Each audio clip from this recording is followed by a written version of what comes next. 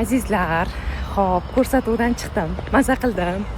Menga rosa she'r ayttirib olishdi desam, o'zi boshqa she'r aytaman deb kelsam, bular mana shu she'ringizni aytib bering deb, qizim, ona haqidagi she'ringizni aytib bering deb shuni ayttirishdi. Xullas, mana televideniyadan chiqdim. Ana endi uzoq tumanga ketishimiz kerak, o'shanga tayyorgarlik bo'ladi. Xo'p.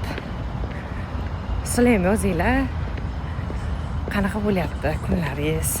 Zo'rmi? Xo'p, mendan nima kutyapsizlar? Yana nima qilishimni xohlaysizlar?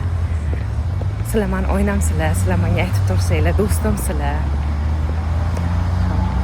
Energiyani sizlardan olaman. Yana nima bo'yicha ijod qilay, aytinglar. Lekin sizlarga yangiliklarim vobshela ko'p. Shunaqangi ko'p. O'zim ichimga sig'may ketyapman. Bir e'lon qilaman.